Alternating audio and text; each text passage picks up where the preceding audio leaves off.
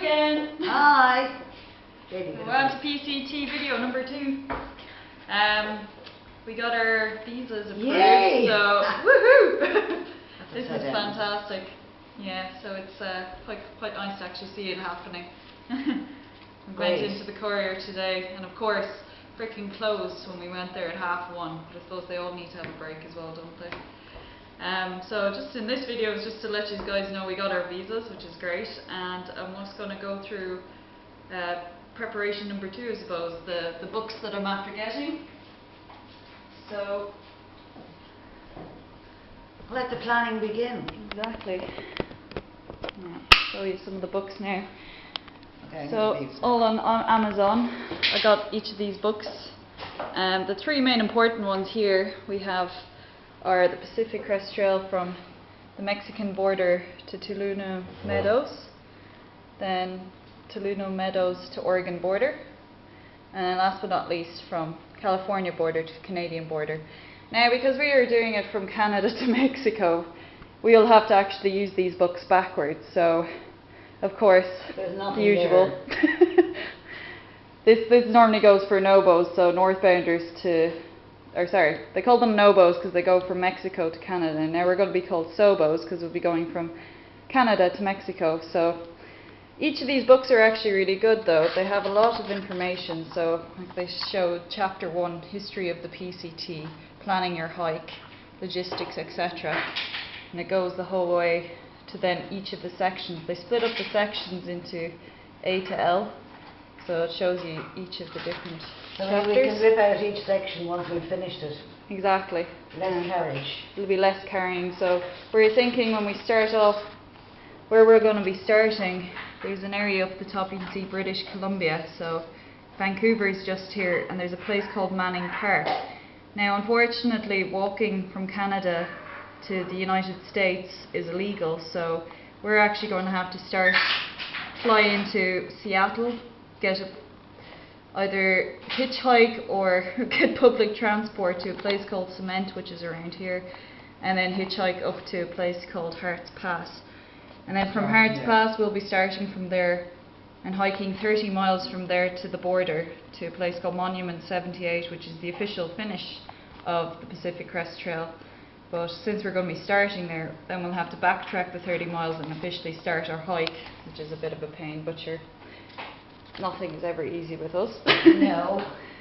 I also got this thing called the Pacific Crest Trail Data Book. This one's great actually because it has a lot of information.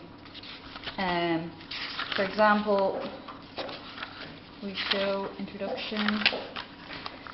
It talks about like the snow depth measurements for each of the high country in California and the Sierras. This one here, it's all the different codes, so it'll show you where post offices are, general stores, where there's registers, roads and miles, etc. And it shows you from north, south, east, west. A lot of them might be closed when we were doing it, going back down. Exactly, so that's why it's only open, a lot of them are only open until October, so we need to really push our hike, hence why we started our training there yesterday. And Mum's in. I have to wait for me this evening. It also shows all the resupply data, so all the addresses for the different post offices, which will probably come in handy, and then on the trail. So this book is great. Like it shows you like a small bit of a map, but it also shows you all the different stops and spots along the way. So, and again, we're going to have to read it backwards. Typical. They have years actually from, I think I got this book in the summer, so it was like 2013 or 14 to, goes up to the calendar, 2020. Anyway, that's another good one to have. I also got Trail Life, Ray Jardin's Light White Backpacking. This book is great.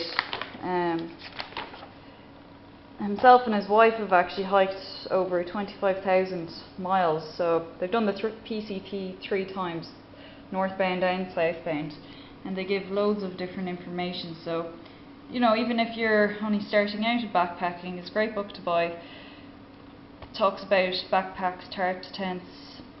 They're big into lightweight backpacking, so I've been having a good read through this. So agree. Yeah, exactly.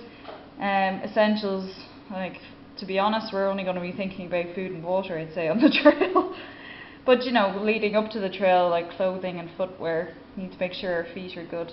Also talks a little bit about photography and whatnot, but for us at the moment, physical conditioning, stretching, foot care, hygiene, just things out on the trail. Snow especially, that's one of our main concerns. And, you know, obviously we don't have bears, snakes or cougars in Ireland, so they're just more things to read up on. But We have I'd cougars. find actually mosquitoes, ticks and poison ivy to be things to be more concerned about. And yeah, Jenny's perspective from a woman's point of view, it's always good to know. So yeah, they're the couple of books that I have so far. And then We also got our hiking boot runners. I'm standing at the back door having a cigarette, which is not great start, but I'm giving them up for the new year.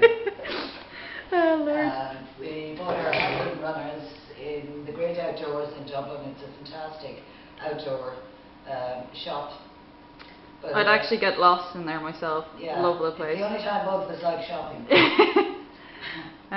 So I was looking actually online as well, so there's a lot of information from northbound, like when you're going north, but going from Canada to Mexico not so much. But I found a couple of links, and it's great because you can actually, you know, go on and click bookmarks and it'll save it for you.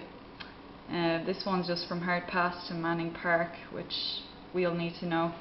The logistics side of it is actually going to be quite hard, but we'll get through it, so no big deal. And this is another couple of links. This one's actually a bit older though, 1995, so as you can see, not many people actually hike southbound. And then you can go on to the actual site, Waisobo. Gives loads of negatives and positives on the trip. So we're also looking into flights at the moment from Dublin to Seattle. You can see it's €507 each, with 2 stopovers in London, Gatwick and Vancouver. So 17 hours, 24 minutes. That's great. A lot of flight time, but sure, we're all used to it. And yeah, so that's us at the moment. That's where we're at, and we'll talk to you soon. See you later.